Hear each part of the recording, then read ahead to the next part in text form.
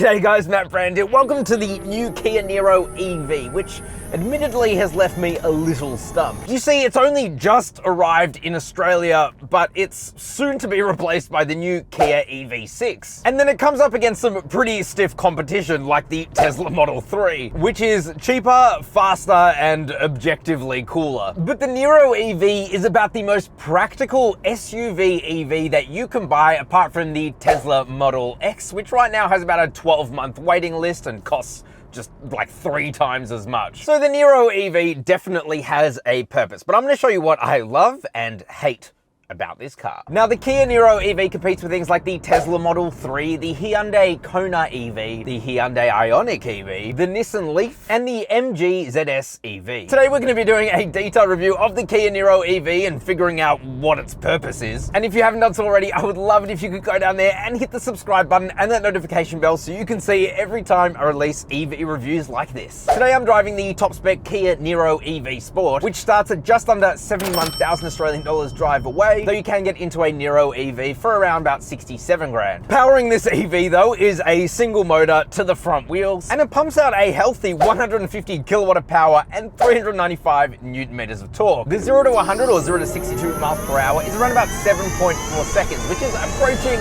hot hatch territory. But that only tells half the story, because like any good EV, torque is instant. So it's when you're rolling like I am now at 80 kilometers an hour and then you floor it, that this thing is actually very quick, and boy does it feel it. Also, can we please talk about how in the front, Kia have put a engine cover over the electrical components, and also there is a lot of room in there because it's shared on the same platform as cars with an engine. So why couldn't they have put a frunk? Come on. Anyway, the battery is super impressive too because it's big. 64 kilowatt hour battery. It's a lithium ion battery that's liquid cooled too. And so the claimed range is about 450 kilometers, but you will get a real world range of around about 420, which is really good. Worth noting that the Kona EV has a longer claimed range of about 480 kilometers because it's a little bit lighter and it's also more aerodynamic. Now, one thing the Niro EV does really well is regenerative braking. So that's taking energy from braking and turning it into electricity, essentially putting charge back into the battery. So using the paddles on the steering wheel, you can go between level 3, which is the most regenerative braking, through to level 0 if you don't want it on at all. Now, you can achieve one pedal driving using the Niro EV, but it's not the best. You see, level 3, as I will let go, will take you to a stop, which is very good. And if you want to stop completely, you hold the left paddle and you will come to a stop. You kind of rock back and forth, and it doesn't put on the rear tail lights, which is odd. The issue is that because it's just a button, you kind of have to, feather it to come to a stop where you want to. It's not like a pedal where you have analog adjustment. So that's the only annoying thing. Oh my God. Instant torque will never get old. Anyway, we'll come back to how this thing drives more in a moment. For now, I want to talk about how it looks. You see, I'm not gonna lie, I don't think this is the prettiest SUV out there. This is painted in the EV exclusive Yacht Blue, but I don't know. This car's very blue, man. This car's very blue. You have blue accents on the front, like this anodized light blue. And like, I've gotten used to it and it's kind of grown on me, but it's a lot. The grille itself is completely plugged up as you would expect for an EV for aerodynamics. There's no engine to cool. And it's got this cool little pattern to it, and it's also where the charge port is, which is nice. But I do feel like in a fender bender, the most common accident out there, that port will just get damaged very easily and be expensive to replace. So I feel like it's not the best place for it. Ladies and gents, you know what time it is? It's the sauce time. Ooh.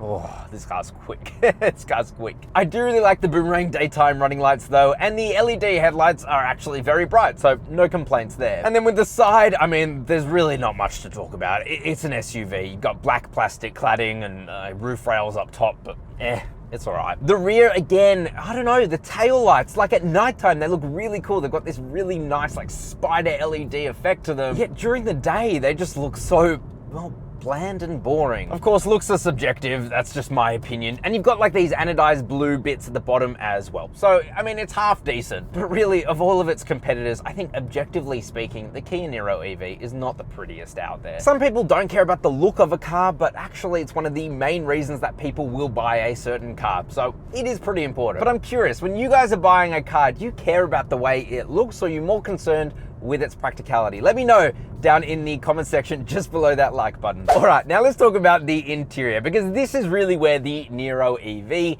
outshines its competition. Not necessarily in the way that it looks, it's a bit drab, a bit bland. Yeah, you've got soft touch materials in the places that really matter, but there's still lots of hard plastics, and really it feels like an older design language from Kia when things just felt a little bit cheaper. There are some nice design touches. You got like this chrome bit that runs across the dash, and the dash on the passenger side has this cool little effect to it. I don't even know what to call it, but it's something. But otherwise it's a pretty drab place, if I'm being totally honest. It's quite dark, everything is pretty much black.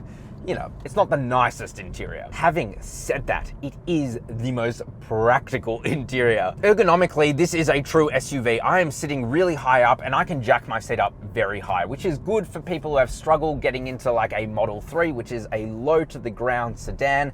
This is a proper SUV, you sit nice and high. The other thing is just practicality. It is worlds better than pretty much all of its competition. You have this massive storage area between the passenger and the driver, and you can store like a whole backpack in there. You've also got a place just above that for your phone, though there's no wireless charging, which seems like a missed opportunity in a forward-thinking EV. Still, you get 2 USB ports up there, a 12-volt socket, and you get another USB port in the center armrest. Again, a massive center armrest. And then in the center, where you expect your cup holders to be, you get a giant just open storage area, but it does have invisible cup holders. You know, you just press a button and they pop out. It's just so good. The amount of storage within here impressed me to no end. And it's certainly better again than all of its competition. And then there are these seats, which yeah, they don't look great, but boy, do they feel great. They're nice leather pieces, plenty adjustable, as I said, great lumbar support. And so zero complaints with them. The steering wheel, great to hold on to, no frills. You have buttons to control absolutely everything. Feels great in the hands and has a decent design to it. And then the tech in here is everything you could really want. You have a digital instrument cluster up in front of you that shows plenty of information. On the left-hand side is your range, and it's pretty cool because when you adjust the air conditioning controls, which is single zone, bit weird, but still when you adjust your air conditioning controls, it changes the range. It's cool to see that in real time. You've also got your power versus charge band. On the right hand side is a nice bright digital speed readout, and then in the center is another display where you can see just a whole bunch of different information. It's very cool. Wow, I'm on the most beautiful road right now.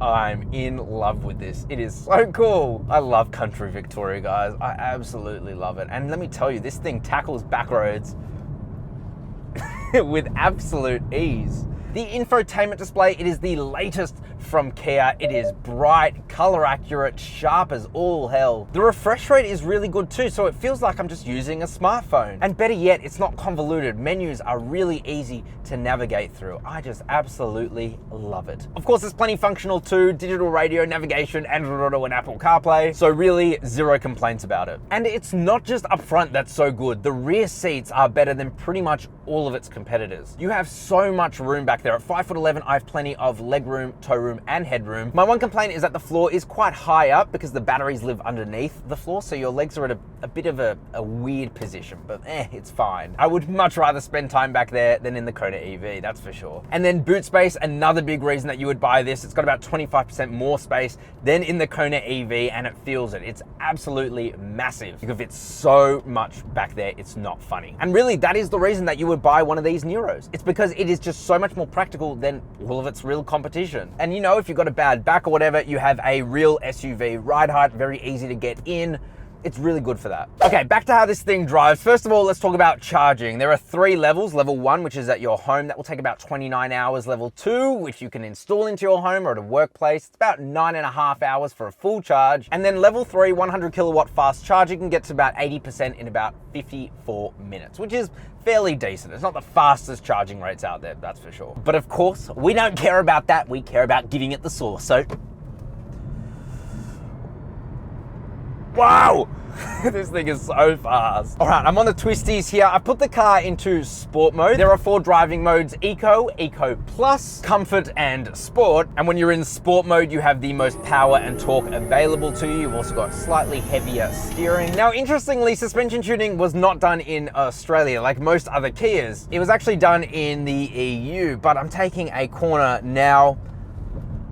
And boy, does this thing feel really good. It helps that the battery is in the floor, so it has a very low center of gravity. But as I said, I'm in sport mode now, and it it handles so well. If there's one thing that Kia does very well, it's making very agile feeling cars. As I said, this thing weighs about 1.6 or 7 tons, so it's not light, yet it feels like a nimble little hot hatch to drive. Another thing as well is that this is on relatively grippy Michelin tires, certainly better than the absolute crap Nexon tires that were on the Hyundai Kona EV, although they've been replaced as well. You know, I'm on the back roads now. The instant torque is a lot of fun, and the handling is superb, absolutely superb. And let me tell you, the suspension too, very comfortable. And it's really comfortable across all surfaces. You know, I've been driving this mostly around town. Having said that, I'm obviously driving out in country Victoria at the moment, and any bumps it just takes with absolute ease. Yeah, I'm super impressed with this thing. Super impressed. So the question is it worth it? And really, why does it exist? Well, the simple answer is it's just more practical than all of its competitors. This thing has more space on the inside. You have a nice high seating position. It's also got a relatively long range, 420 kilometers of real world range. That's fairly decent. Yes, it's 70 grand, but really what EV, apart from the MG ZS EV, is not expensive. And by the way, that car has substantially less range and less power. So until the Kia EV6 is released, this is a pretty good alternative. But I'm curious, what do you guys think of the Kia Niro EV? Is it worth its relatively high price tag? Let me know in the comment section below. While you're down there, like the video and subscribe to the channel. I would love to have you around. Anyway, thank you very much, and I'll see you next week.